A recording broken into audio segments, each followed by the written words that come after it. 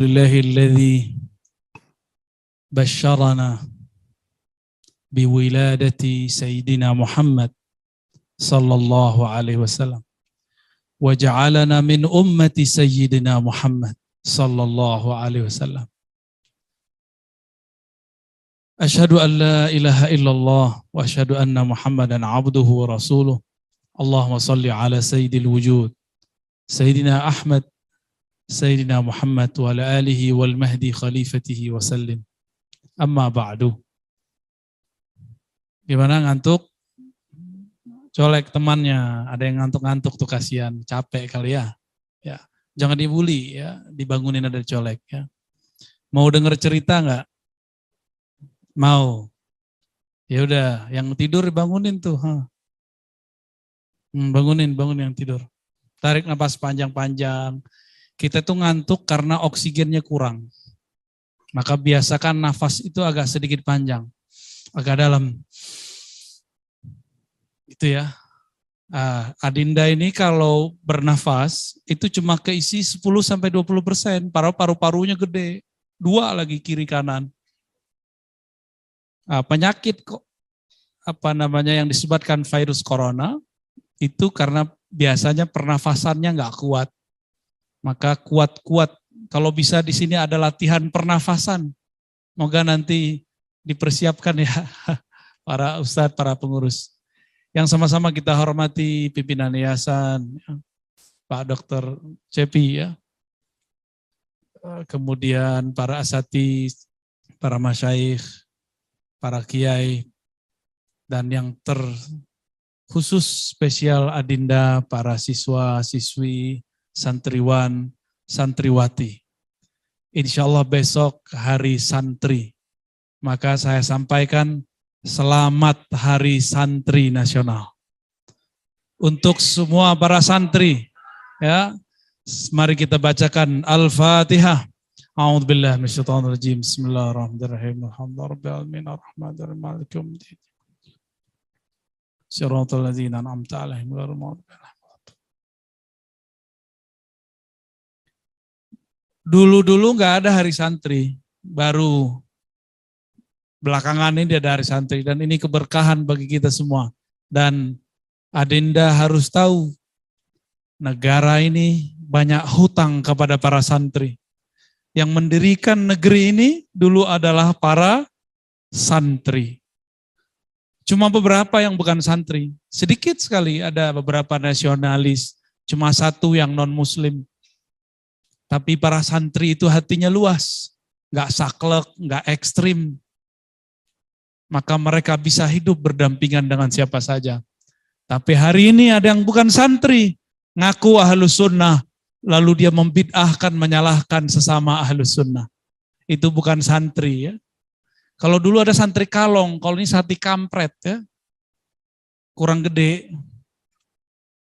Ini menyedihkan itu ya, sangat menyedihkan. Kok ada orang beragama Islam membid'ah-bid'ahkan sesama muslim, nyalah-nyalahin cuma karena maulid. Baik, kita dengar cerita ya. Suatu kali kakek dari Nabi Muhammad yang bernama siapa kakeknya? Abdul Muttalib. Abdul Muttalib bernazar. Apa nazarnya? Law wulida li 10 abna la nahartu ahad minhum. Seandainya aku mendapatkan 10 anak, lahir 10 anak, aku akan menyembelih ke yang 10-nya. Jadi yang ke-10, yang paling kecil disembelih. Maka lahirlah Haris, lahirlah Uqail, lahirlah Abu Lahab, lahirlah macam-macam Abu Talib, sampai terakhir yang ke-10 lahir namanya Abdullah. Abdullah bin Abdul Muttalib. Maka Abdul Muttalib pun membawanya ke Ka'bah. Sampai di Ka'bah, itu anak Abdullah udah mau disembelih. Tiba-tiba diselamatkan oleh saudaranya dibawa lari. Maka datanglah kaum Quraisy kepada Abdul Muttalib. Kaum Quraisy itu suku besar, suku yang menaungi Abdul Muttalib. Jadi Abdul Muttalib itu ayahnya namanya siapa? Hashim. Nama saya siapa? Ar-Razi Hashim. Mirip ya, namanya doang. Bani Hashim itu disebut di bawah naungan Bani Quraisy. Berarti Abdul Muttalib di bawah naungan Bani Quraisy. Datanglah orang Quraisy semua. Abdul Muttalib, itu anak kamu kenapa mau disembelih? Kata beliau, saya nazar. Nazarku tidak boleh dibatalkan. Lalu, apa kata orang-orang Quraisy? Tunggu wahai Abdul Muttalib. Kita undi saja. Kita undi. Gimana ngundinya? Siap, dikasihlah 10 dari anak itu, 10 kendi. Siapa yang ada isinya di situ, ketika diputar, berarti dia nanti akan disembelih. Maka dibagilah. Ternyata yang dapat kendi yang ada isinya siapa? Abdullah. Ya udah, akhirnya Abdul Muttalib tetap mau menyembelih. Apa kata orang Quraisy? Baiklah. Ya. Kalau begitu, kita undi lagi. Nanti sekali undi, kalau masih dia yang terpilih, kami ganti 10 domba. Jadi supaya nggak disembelih diapain? Diganti dengan 10 domba. Diundi lagi. Ketemu lagi nama Abdullah. Diganti lagi 10 domba. Udah 20. Diundi lagi. Masih Abdullah. Diganti lagi jadi berapa? 30. Pusing orang Quraisy. Tapi Quraisy ini karena banyak juga yang kaya, mereka bilang, teruskan, ini cucu kita, nggak boleh dibunuh, nggak boleh disembelih. Undi lagi, sampai diundi ke yang 10 kali. Berarti 10 kali 10 berapa? 100 domba. Jadi harganya Abdullah itu 100 domba. Akhirnya yang ke-10 kali tidak lagi diteruskan undiannya karena namanya sudah hilang. Bukan ke beliau lagi. Abdul Muttalib pun tidak jadi menyembelih siapa? Abdullah. Besarlah Abdullah. Maka Abdullah ini dapat gelar Az-Zabih As-Sani. Orang yang akan disembelih yang nomor 2 dari keturunan Ibrahim. Yang pertama siapa? Pinter ya. Sayang nih saya nggak bawa rida nih. Kalau ya saya kasih hadiah nih. Yang bisa jawab saya kasih hadiah biasanya ya. Baik. Jadi yang pertama Nabi Ismail. Jadi disembelih nggak Nabi Ismail? Nggak jadi. Abdullah pun tidak jadi disembelih. Abdullah kemudian jadi dewasa. Abdullah kemudian menjadi pedagang. Setiap kali musim dingin, ia belanja ke wilayah selatan karena agak hangat. Ketika musim panas, dia berangkat ke utara, ke wilayah Syam, wilayah Suriah, bahkan ke wilayah Busra, ke wilayah Syam, dan berbagai wilayah di utara. Masih muda, tapi sudah keluar masuk negara orang.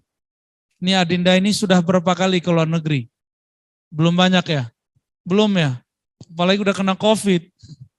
Udah gak sempat kemana-mana. Abdullah sudah bolak-balik ke luar negeri.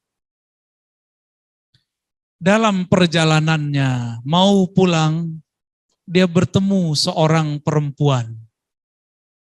Perempuan ini hafal kitab suci Taurat dan doa-doanya sakti.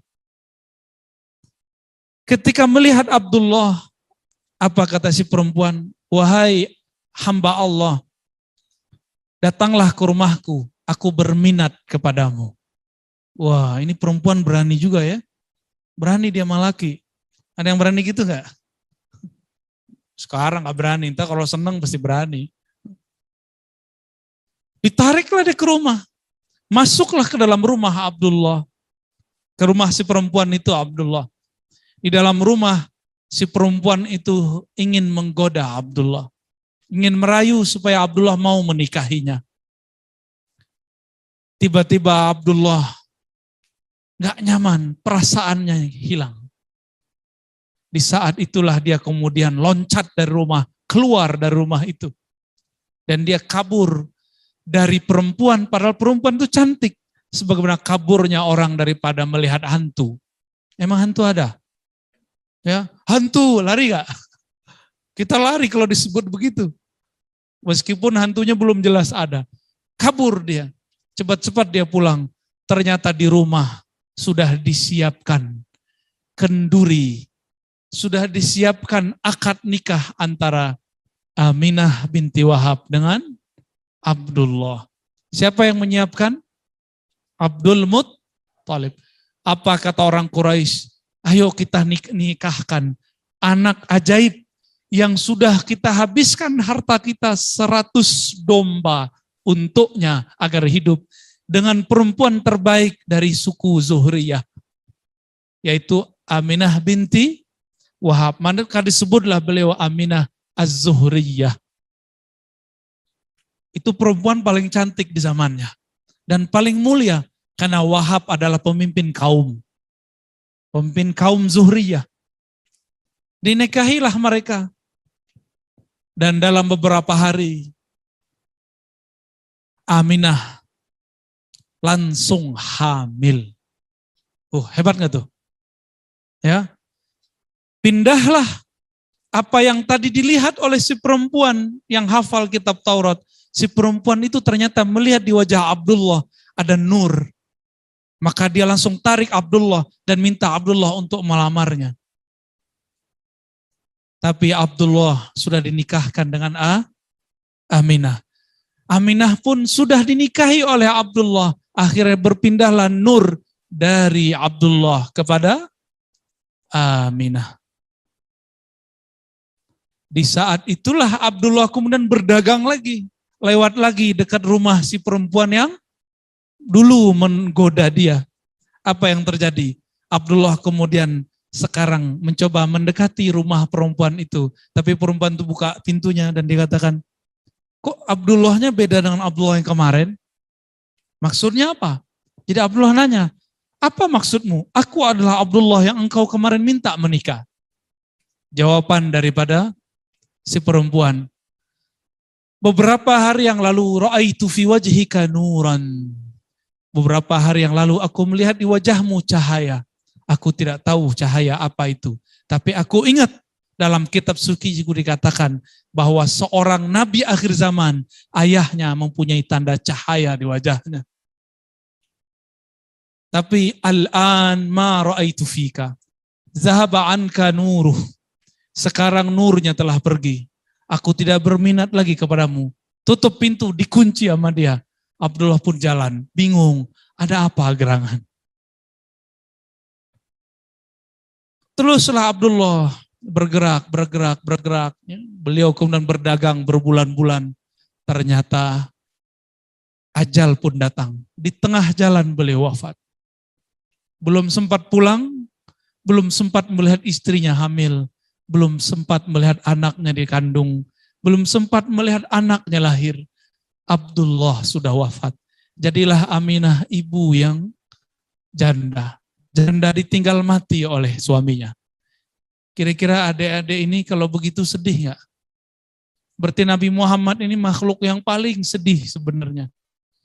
Tapi beliau bukan orang biasa. Allah ingin suatu rahasia yang lain. Nabi Muhammad disebut ummi, biar tiada yang mengajarinya. Seandainya Nabi Muhammad itu ada ayahnya, orang akan menuduh Nabi Muhammad itu diajarkan ayahnya. Maka Nabi Muhammad dibuat oleh Allah, tidak punya ayah lagi. Setiap malam, setiap pekan, setiap minggu, setiap bulan, selama 9 bulan, Sayyidah Aminah setiap kali tidur bermimpi didatangi oleh makhluk-makhluk suci. Ada kalanya Nabi Adam, ada kalanya Nabi Nuh, ada kalanya nabi-nabi yang lain sehingga tidak disebutkan satu persatu. Ibrahim, Musa, Isa. Terkadang didatangi oleh malaikat dan malaikat membawa makanan. Ketika dulu Nabi Isa dikandung oleh ibunya Maryam, Maryam dimanjakan oleh makhluk-makhluk di langit dengan buah-buah dari surga. Maka Sayyidina Muhammad yang dikandung oleh Aminah pun dimanjakan oleh Sayyidina Jibril. Dibawakan buah-buah surga, dibawakan kenikmatan-kenikmatan surga. Meskipun Aminah tidak punya suami, tapi dia hampir tiap malam melihat keajaiban dalam mimpinya. Apa kata Nabi Adam ketika masuk ke dalam mimpi Aminah? Wahai Aminah, kamu sedang mengandung Sayyidul Alamin, penghulu alam semesta. Jika engkau melahirkannya, fasammihi Muhammadan, maka namakanlah dengan Muhammad. Besok-besok datang lagi Nabi Nuh dalam mimpinya. Apa kata Nabi Nuh? Wahai Aminah, kamu akan melahirkan penghulu para nabi dan rasul. Jika dia lahir, maka namailah Muhammad. Besok-besok datang lagi Nabi Ibrahim. Begitulah terus sampai beliau mau melahirkan. Ketika melahirkan, Allah kembalikan ruh Sayyidah Asiyah dan Sayyidah Maryam. Sayyidah Asiyah dan Maryam menjadi bidan mereka. Akhirnya lahirlah Nabi Muhammad tanpa berdarah-darah. Inilah keanehan di alam semesta. Apa kata Sayyidah Aminah? Ketika engkau aku lahirkan Muhammad, aku tidak melihat darah, tapi aku melihat cahaya. Cahaya itu tembus menerangi kaisar-kaisar, kekaisaran yang ada di Rum. Dinasti-dinasti yang ada di Persia. Dinasti Persia di zaman itu meliputi daerah Hijaz sampai ke Yaman, sampai ke Iran, ke Irak, sampai ke India. Semua terbuka, terlihat oleh Sayyidah Aminah. Ini saya mau tanya, kalau kita sekarang duduk di sini bisa ngelihat Malaysia nggak? Nggak bisa. Aminah saat melahirkan Nabi Muhammad melihat sekitar Arab, bahkan sekitar dunia. Ajaib nggak tuh? Karena yang dikandungnya sang ajaib Nabi Muhammad Sallallahu Alaihi Wasallam. Lebih mulia Maryam atau Aminah? Lihat dulu siapa yang dikandungnya. Siapa yang dikandung Maryam? Nabi Isa. Siapa yang dikandung Nabi Sayyidah Aminah? Siapa yang mulia Aminah atau Maryam? Aminah. Oke, paham? Maka adalah syair teman-teman dari Mesir ya. Semulia-mulia, senikmat-nikmat ibu, khairun nisa, sebaik-baik perempuan, itulah yang melahirkan Nabi Muhammad Sallallahu Alaihi Wasallam. Ya. Dan Nabi kemudian mengatakan, wulidtu makhtuna. Nabi Muhammad mengatakan, aku terlahir sudah disunat. Ada nggak yang dilahir udah disunat? Ya, disunat umur berapa, Dek? Udah disunat belum? Belum ya? Udah ya. Ada yang belum disunat?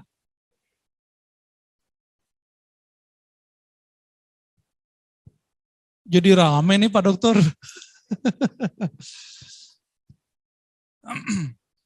Bagi laki-laki wajib ya disunat, bagi perempuan tidak wajib, ya, dianjurkan. Jadi kalau perempuan jangan ditanya, cuma dianjurkan.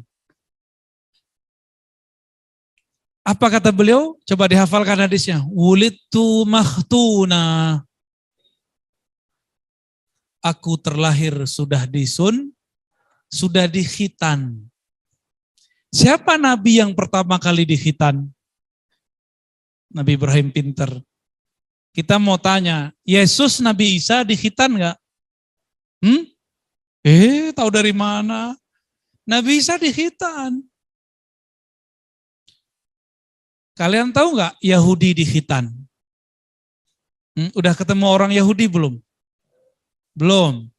Sebenarnya di Indonesia ada sebagian keturunan Yahudi, tapi tidak populer. Indonesia menutup kat dengan Yahudi. Tapi sebenarnya ada keturunannya di sini. Mereka diam-diam, ya, karena orang Indonesia benci dengan Yahudi. Karena Indonesia kebanyakan Muslim tidak senang dengan Yahudi. Waktu saya jalan-jalan dakwah di Paris, saya jalan di komplek Yahudi. Jalan kita di komplek Yahudi. Begitu dia masuk ke Al-Quds, Yerusalem, saya ketemu orang-orang Yahudi. Tapi saya nggak meriksa, ya. Masa saya periksain celana aja? Enggak lah. Orang Yahudi kita tanya, laki-lakinya dikhitan enggak? Dan mereka mengatakan, kami wajib dikhitan. Karena ini sunnah Nabi Ibrahim, ajaran Nabi Musa. Nabi Isa atau Yesus itu Bani Israel. Itu juga dikhitan. Maka kenapa umat Nabi Muhammad lebih dekat kepada Nabi Isa daripada umat Nasrani? Karena umat Nabi Muhammad laki-lakinya dikhitan. Ini baru fisik nih. Ini gampang nih kalau mau debat-debat interfaith, ya, debat antar agama. Kita nggak bilang Kristen, ya, kita bilang apa? Nasrani. Nabi Isa nyembah siapa? Kalau Nasrani nyembah siapa? Gimana tuh? Jadi siapa yang lebih dekat ke Nabi Isa? Umat Muhammad SAW atau umat Nasrani? Ya. Nabi Isa Tuhannya berapa? Umat Nasrani Tuhannya berapa? Ada satu kelompok Unitarian namanya, mereka Tuhannya satu, tapi itu kelompok minoritas. Baik, kembali ke Nabi Muhammad sallallahu alaihi wasallam. Nabi Muhammad kemudian beliau dewasa, mulai lahir, belum dewasa, baru beberapa hari. Orang Arab dulu punya tradisi, kalau anak lahir disusui kepada ibu susu. Disebut ummur radha'ah. Apa disebut? Ummu radha'ah. Radha'ah artinya susu. Ini dulu nyusunya pakai apa? Susu sapi. Jadi saudara susunya sapi. Enggak apa-apa juga kok, ya. Ada tradisi begitu. Maka Nabi Muhammad kecil diserahkan kepada ibu susu. Tapi ini panjang ceritanya sebelum dapat Aminah. Waktu itu ada pasar khusus untuk memilih ibu susu dan anak susuan. Itu pasar luar biasa ramai. Datanglah ibu-ibu muda dari mana-mana dengan suaminya. Datang juga orang-orang Mekah ke tempat itu dengan anak-anaknya. Nabi Muhammad ini karena beliau yatim, berarti ibunya janda dan tidak punya kekayaan, berarti disebut miskin. Enggak ada yang minat dengan si anak ini karena bayarannya kecil. Bayarannya kecil. Setiap ada ibu bawa anak, dia bawa dinar dirham banyak. Berebutlah orang untuk mengambil anak itu. Datang lagi ibu dari gang mana, dari bukit mana, semuanya ada yang ngambil. Ibu susu yang datang dari luar kota Mekah ingin mengambil semua. Tapi semuanya tidak ada yang cocok dengan Nabi Muhammad. Ada satu kali dicobain Nabi Muhammad ke seorang ibu, beliau nggak mau. Bahkan si ibu juga nggak minat.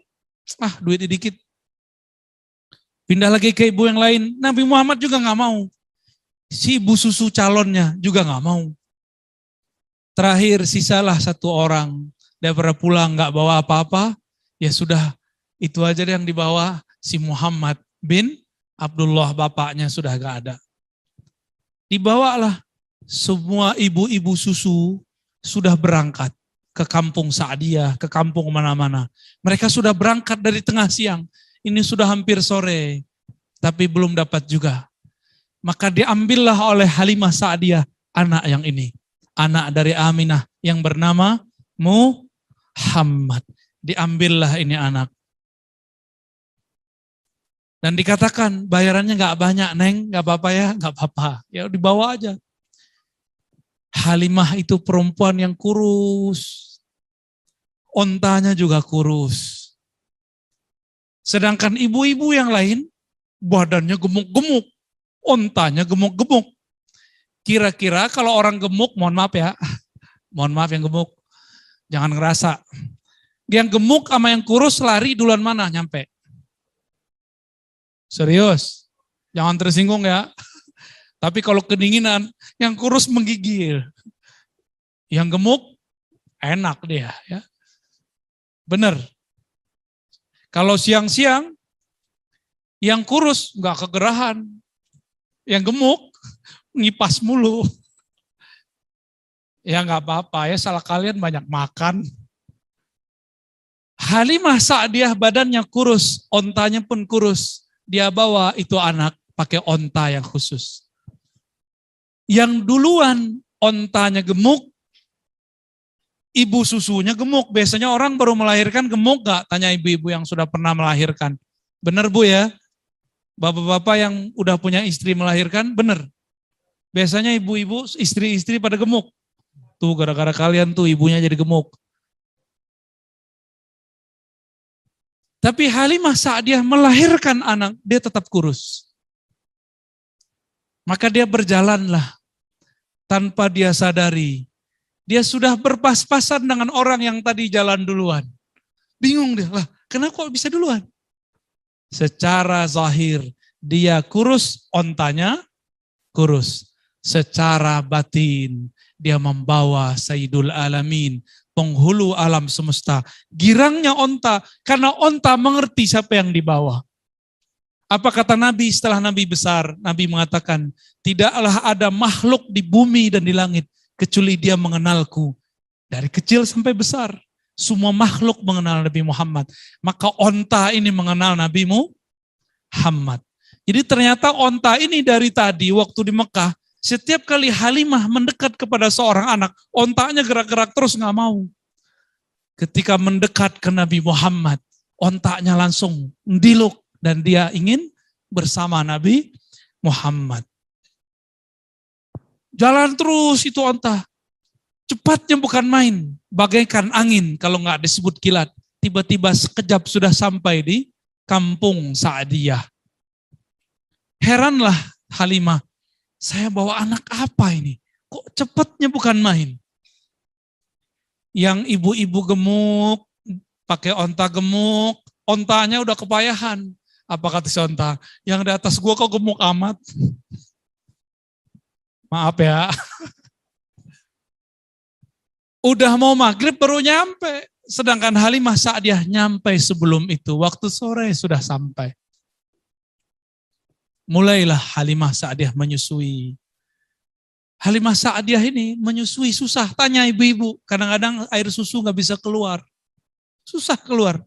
Tapi semenjak Nabi Muhammad menyusui anaknya, anak Halimah pun ikut menikmati air susu yang satu lagi. Setiap kali disusui ke bagian kiri, dia maunya bagian kanan. Dia gak mau bagian kiri. Maka yang kiri siapa? Saudara susunya. Jadi Nabi Muhammad cuma mau bagian kanan. Pernah diceritain ini dulu? Belum. Terus kalian maulidan ngapain? Maulid Nabi, hikmah pertama, kedua gitu ya. Ceritanya belum udah hikmah aja. Cerita dulu baru hikmah. Baca akhir surat Yusuf. Dalam kisah mereka ada ibrah. Ambil dulu kisahnya, baru simpulkan ibrahnya. Ini saran nih kepada para semua ustadz. Setiap kali PHBI ambil cerita yang ada event kisah Nabi di situ. Itu sunnah, ya. Itu sunnah para ahli hadis. Cuma karena semuanya ahli hadis, kita nggak mungkin baca kitab hadis di depan. Baru dimulai mungkin sudah ditulis semua. Ya. Wabillahi qala haddatsana Abdullah. Langsung tidur semua tuh. Maka kita bawa seperti cerita. Lanjut. Mau dilanjut gak ceritanya? Serius nih?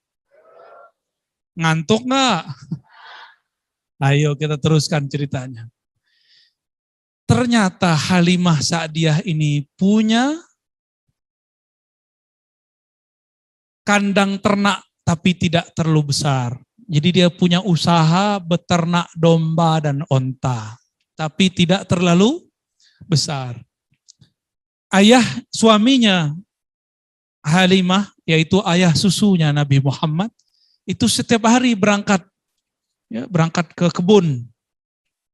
Di sana nggak ada kebun sebenarnya ya.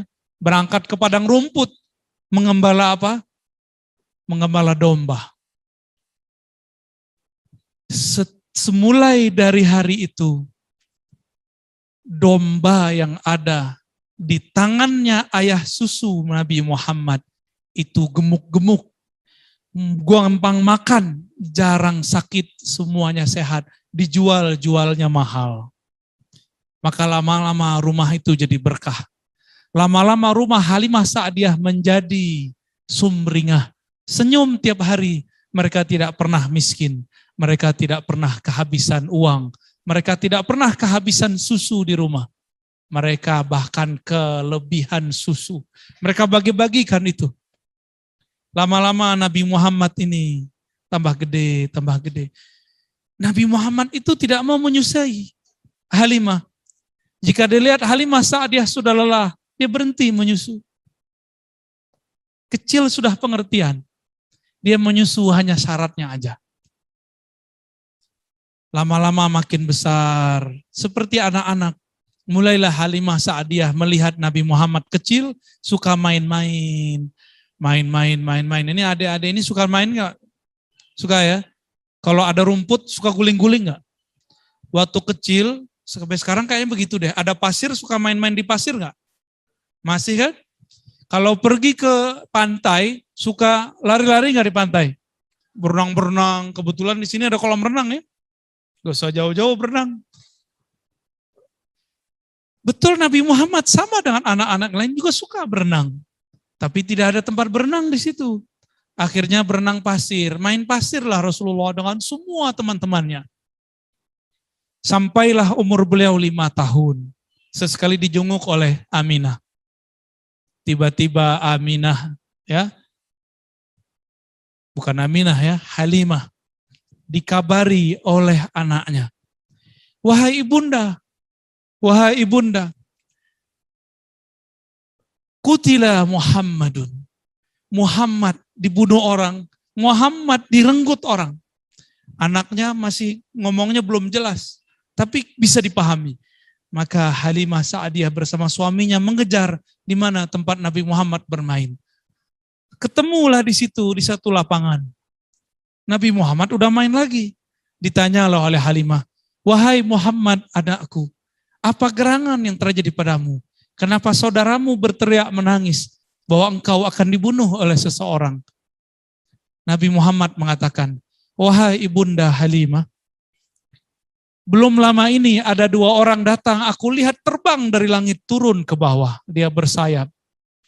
Tiba-tiba orang ini mengambilku di antara teman-temanku, lalu membelah dadaku dan mengambil jantungku dan membersihkan isi jantungku yang ada noda hitam 2 di dalamnya.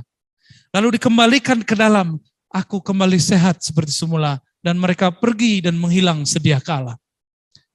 Tiba-tiba, aku bisa berlari lagi, bermain lagi seperti semula. Halimah kemudian takut, dia sambil menangis, dia peluk Nabi Muhammad. Dia sudah menganggap Nabi Muhammad anaknya sendiri. Dia mengatakan, anak ini berbahaya. Anak ini tidak boleh ditinggalkan lagi di sini. Anak ini harus dikembalikan kepada ibunya, kakeknya, karena tempat ini sudah tidak aman. Maka besok Halimah Sa'diyah dengan berat hati mengantarkan anak tersayangnya, anak susuannya kepada Aminah dan kakeknya Abdul Muttalib. Sampailah di Mekah. Diceritakanlah semua kejadiannya. Maka Aminah pun bercerita, betul anak ini spesial. Dulu waktu aku melahirkannya, aku melihat cahaya keluar dari badanku. Itu cerita dari siapa? Halimah dan Aminah. Jadi dua ibu sudah menyaksikan bahwa anak ini luar biasa. Sallallahu alaihi wasallam. Sampailah kemudian Nabi Muhammad agak sedikit dari anak-anak menjelang remaja. Oleh kakeknya Abdul Muttalib, disuruhlah Nabi Muhammad ini dan pamannya Abu Talib mengembala kambing atau dom. Maka tiada seorang nabi kecuali dia bawa tongkat juga untuk jalan, jaga diri, dan mengembala domba. Pernah ngembala domba nggak? Oh, saya waktu kecil pernah, karena ngikutin sunnah itu. Pernah punya kambing 3 bulan. Jadi tiap sore pulang sekolah saya nyabit rumput. Bapak saya larang, saya bilang nggak apa-apa, Pak. Ya, saya pengen tahu rasanya gimana jadi peternak. Walaupun cuma 1 kambing. Alhamdulillah, tangan kita kapalan dikit ya, 3 bulan lumayan. Karena saya ini aslinya kidal, nyabit rumput pakai kanan. Jadi nggak ada yang benar nyabit rumputnya. Kalau pakai kiri, udah nggak pas juga karena sudah dilatih pakai kanan. Ya sudah 3 bulan saya serahkan. Nabi Muhammad lebih lama lagi. Beliau sedang memerankan sebagai pengembala domba. Pengembala domba itu sabar atau enggak? Sabar. Jadi itu latihan kesabaran untuk Nabi Muhammad. Sabarnya bukan main tuh. Setelah agak remaja, Abu Talib disuruh oleh Abdul Muttalib, ayahnya, berarti kakek Nabi Muhammad. Abu Talib, bawa cucuku ini berdagang ke wilayah Irak atau ke wilayah Syam. Maka berdaganglah mereka. Sampailah kemudian di satu negeri. Ternyata negeri itu negeri orang Nasrani. Di situ ada satu gereja, gerejanya tidak ada berhala. Tidak ada patung Nabi Isa di situ. Ternyata gerejanya gereja tauhid, masih menyembah Allah semata. Disebut ajaran Kristen atau Nasrani Unitarian. Hanya menyembah satu Tuhan, Allah Subhanahu wa Ta'ala. Dia menghafal kitab Injil. Dalam kitab Injil dia baca bahwa akan ada nabi akhir zaman yang dia selalu diiringi oleh malaikat, ditandai ada awan di atasnya.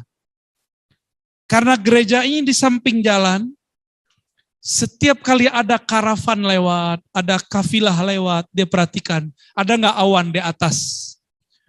Jadi 5 kilo dari sini dia lihat, ada nggak rombongan pedagang yang jalan, jika mereka jalan di atasnya ada awan.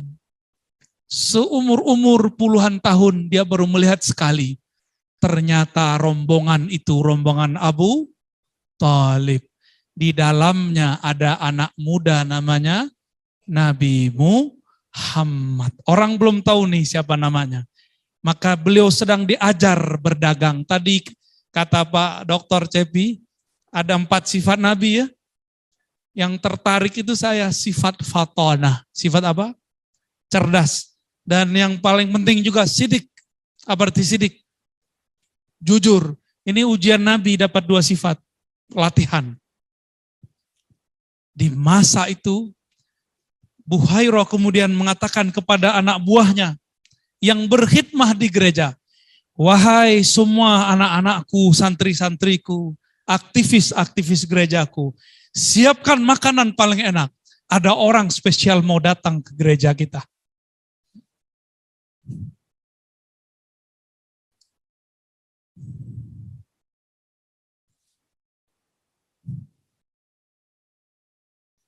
Allahumma shalli. Allahumma shalli.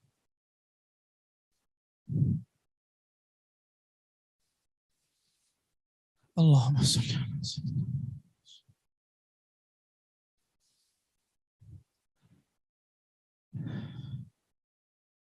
Allahumma sholli ala sayyidina.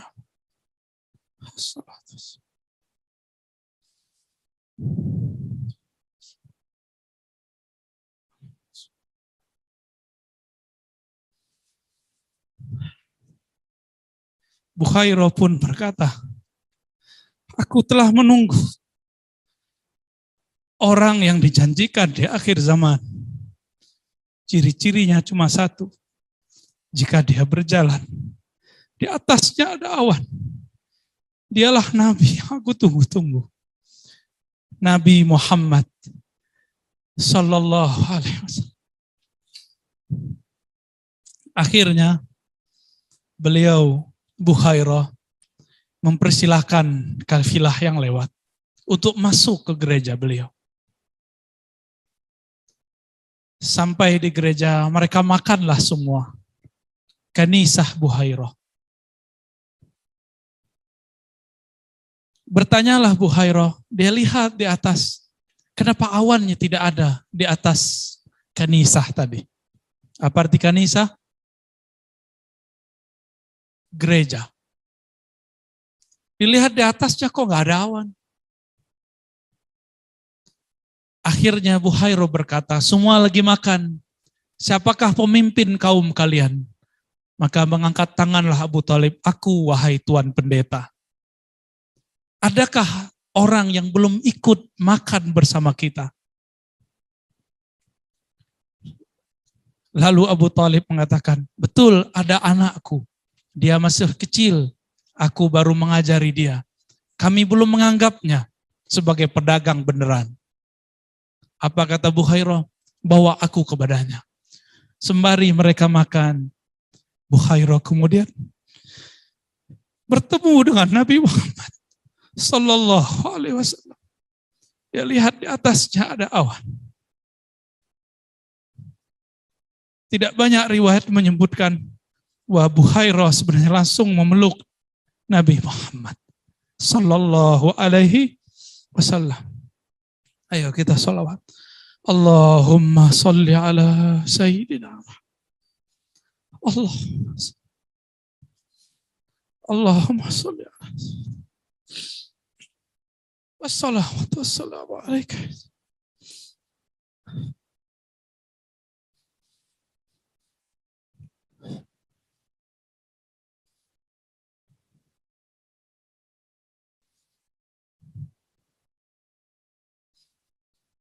Wassalatu wassalamu alaika.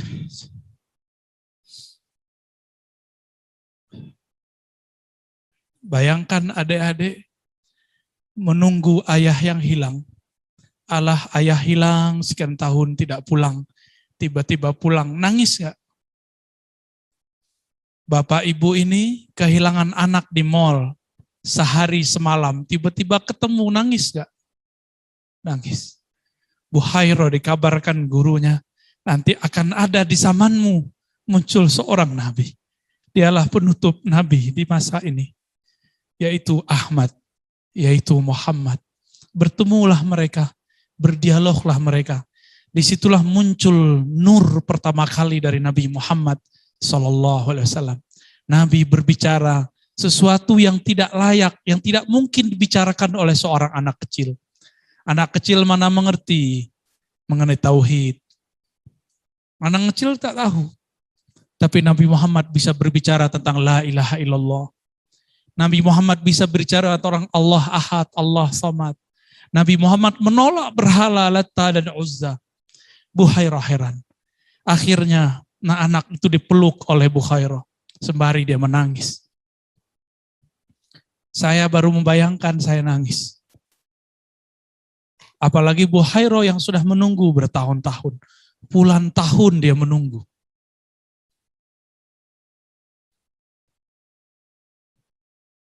Akhirnya Abu Bukhairah mengatakan, wahai Abu Thalib, hazal ghulam nabiyun. Anak ini adalah seorang nabi. Anak ini seorang nabi. Ini adalah penghulu alam semesta. Penutup semua para nabi dan rasul. Semenjak hari ini jangan pernah engkau bawa lagi dia berdagang. Karena jika ahlu kitab tahu, Yahudi tahu, mereka akan membunuh anakmu ini. Maka Abu Thalib pun mulai ketakutan. Segeralah Abu Thalib bersama semua kafilahnya pulang menyembunyikan Nabi Muhammad sallallahu alaihi wasallam. Berarti Nabi Muhammad sudah dikenali sebagai nabi semenjak kecil. Siapa yang mengenali? Buhairah. Siapa lagi? Abu Thalib.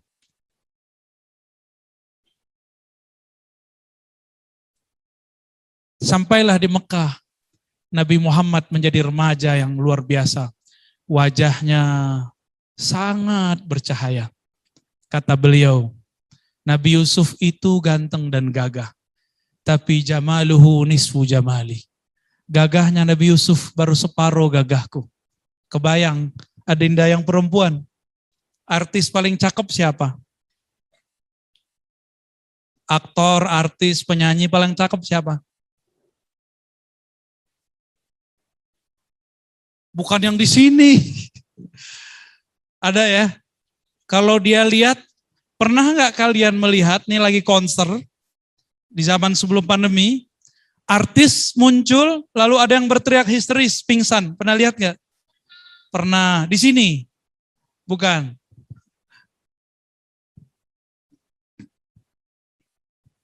Nabi Yusuf lewat. Ibu-ibu cantik di Mesir lagi pegang apel dan pisau. Mereka kemudian melukai tangannya tanpa disadari. Enggak sampai buntung, luka aja. Dia menyakiti dirinya sendiri tapi dia tidak merasai karena matanya sedang menatap makhluk yang setengah kegagahan alam semesta ada pada dia. Nabi Yusuf, bukan setengah ya, seperempat barangkali ya. Itu Nabi Yusuf. Kalau adinda ini ngelihat aslinya Nabi Muhammad, mungkin gak bisa napas, pingsan kali. Gak ada yang sanggup lihat wajah Nabi Muhammad. Abu Bakar As-Siddiq setiap kali wajah Nabi langsung tunduk. Gak sanggup lihat. Maka Abu Bakar tidak sanggup menceritakan wajah Nabi. Setiap dia membayangkan mata Nabi, dia langsung menangis. Setiap dia terbayang bagaimana wajah Nabi menatapnya, dia langsung tunduk begitu. Gak ada kalam lagi. Seperti saya tadi gak bisa berkalam-kalam. Gak bisa, itu dibuat-buat. Abu Bakar setiap hari begitu, bayangkan. Setelah wafat Nabi, hampir setiap hari beliau ingat Nabi, beliau begitu. Maka Abu Bakar setiap sholat, ingat cara Nabi sholat, langsung tidak bisa menjaharkan baca Al-Fatihah. Maka beliau kalau sholat seperti sir, setiap hari seperti sir. Bismillahirrahmanirrahim. Langsung kemudian suaranya hilang. Abu Bakar As-Siddiq. Beda dengan Umar. Umar kalau rindu suaranya keluar menggelegar. Ini nggak tahu nih kalian yang mana nih? Abu Bakar atau Umar? Ya.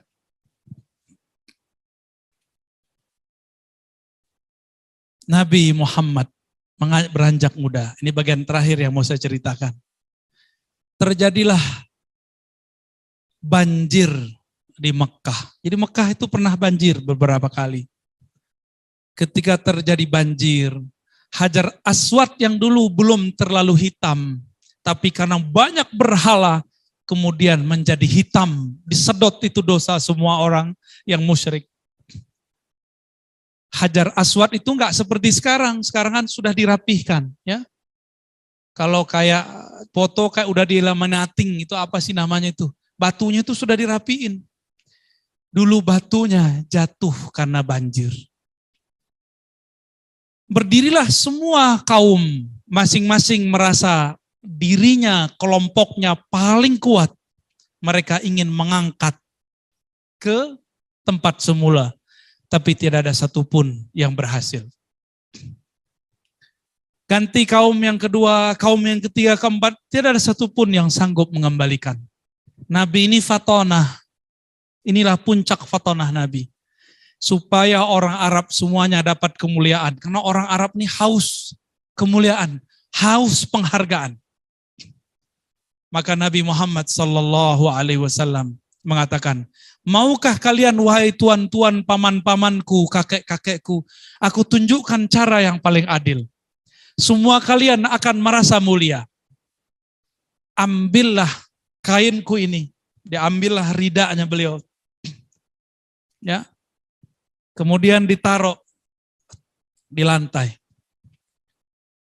Pindahkanlah batu itu. Bahkan di riwayat lain tidak pakai rida. Kita angkat sama-sama. Ujung yang ini, kaum yang ini. Akhirnya ada 4 suku. Semuanya mengangkat bersamaan. Lalu mereka merangkat bersamaan. Kembalilah batu kepada tempatnya semula.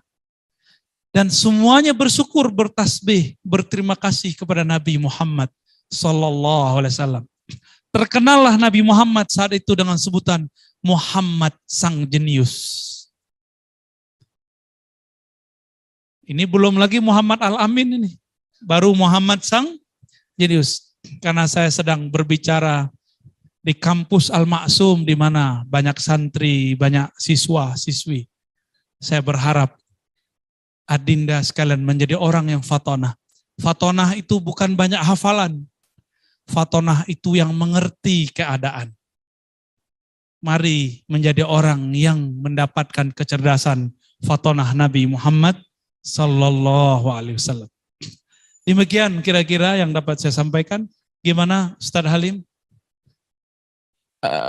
Buya, insya Allah kita punya waktu sampai jam 5.30. Kalau berkenan Buya ada yang bertanya. Mangga.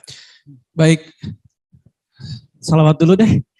Ya Nabi salam alaik. Ya Rasul salam salam alaika. Ya Habib salam alaika. Salawatullah alaika. Sekali lagi. Ya Nabi salam alaika. Ya Rasul salam salam alaika. Ya Habib salam alaika. Salawatullah alaika. Baik, dari anak-anakku nanti persiapkan bertanya kepada Buya jika ada hal yang ingin ditanyakan. Tapi sementara mohon izin Bapak akan bacakan pertanyaan dari jamaah melalui di chat Zoom ya, di YouTube. Tapi sebelumnya kami dari Al-Masum berterima kasih kepada seluruh keluarga besar Al-Masum yang mengikuti pengajian kita pada sore hari ini. Jadwal ini adalah jadwal biasa Kamisan, tapi momentumnya kita gabungkan dengan peringatan Maulid Nabi. Di Zoom hadir Pak Rektor juga Buya, alhamdulillah bisa hadir. Dan keluarga besar Al-Masum juga alhamdulillah jamaah-jamaah yang biasa mengikuti kajian Buya juga pada bisa hadir, ada yang di Zoom, ada yang di YouTube. Ada yang bertanya sebelum dari Ananda sekalian. Izin Buya bertanya, sekarang banyak yang menyampaikan dari suatu golongan tentang ayah ibu Nabi, bahwa ayah ibu Nabi berada di neraka. Mohon penjelasannya Buya. Baik, ini sudah banyak saya bahas sebenarnya di kajian-kajian terbuka ya, sudah ada kajiannya di sosial media. Apakah benar orang tua Nabi masuk neraka? Ada yang mau nggak dibilang orang tuanya masuk neraka? Kalau ada orang yang ngomong begitu kita apain? Enggak, itu contoh aja. Kalau kita nggak berpendidikan, kalau kita berpendidikan kita apain? Kita aja ngobrol dia, nggak jadi dilempar, taruh lagi. Ya, katanya fatona. Ya, Kita ajak ngobrol mereka. Kita kasih tahu kepada orang-orang yang berani mengatakan orang tua Nabi masuk neraka. Kamu mengerti gak hadis Nabi? Ketika Nabi mengatakan, Inna abi wa abaka finnar. Afwan Ustaz, ada tisu. Jadi ada seseorang datang kepada Nabi. Nah, dengar nih ceritanya nih.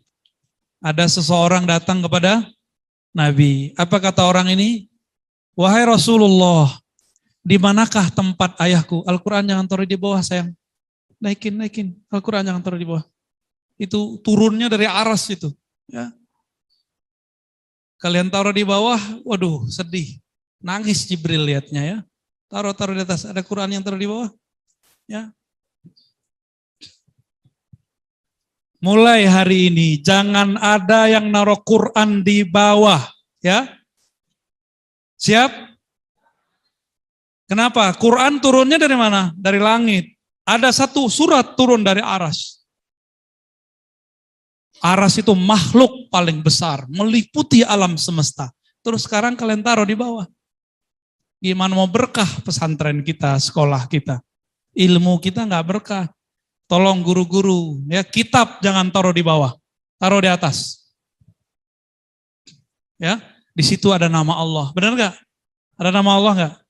Nih, saya ceritakan satu sebelum menjawab yang tadi. Ada seorang ulama zaman salafus saleh. Dia ini pengen jadi wali tapi nggak jadi-jadi. Zikir udah banyak, baca Quran udah banyak, hafal hadis sudah banyak. Nyalahin orang lain juga banyak. Tapi nggak kunjung jadi wali Allah. Suatu kali dia melihat di tong sampah ada kertas tertulis Bismillah dibuang ke tong sampah. Dia melihat itu menggigil, ada nama Allah kok dibuang ke tong sampah. Ini pasti santri yang nggak belajar ini ya, nggak belajar adab. Dia ambillah itu, dia bersihkan.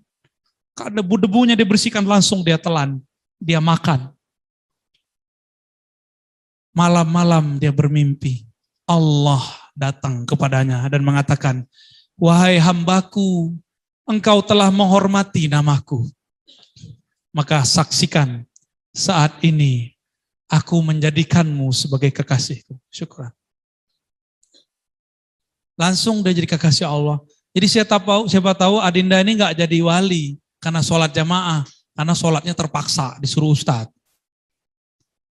Gak jadi wali karena tahajudnya kalau gak tahajud kena strap.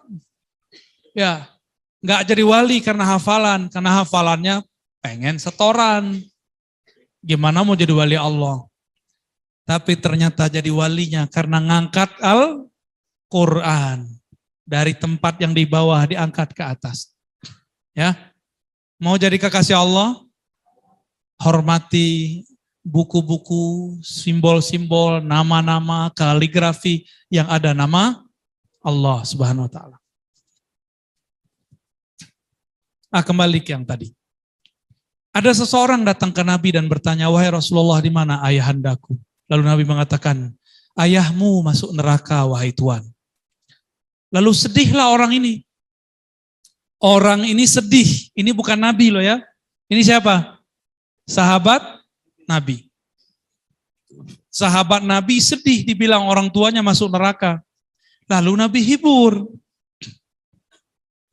Apa cara Nabi menghiburnya? Wahai sahabatku, inna abi wa abaka finnar. Sesungguhnya ayahku dan ayahmu masuk neraka. Hadis riwayat Imam Muslim. Nabi lagi menghibur supaya orang itu nggak sedih, disebutlah ayah Nabi juga masuk neraka. Berarti Nabi nyesel nyebut orang tua dia masuk neraka.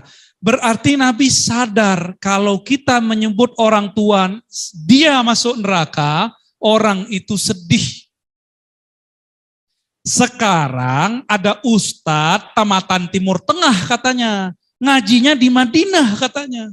Jalan di kampungnya Nabi katanya. Tapi dia mengatakan orang tua Nabi masuk neraka. Sedih gak Nabi kalau digituin? Sedih. Kira-kira kalau ketemu Nabi disapa gak tuh orang tuh? kok bakal disapa.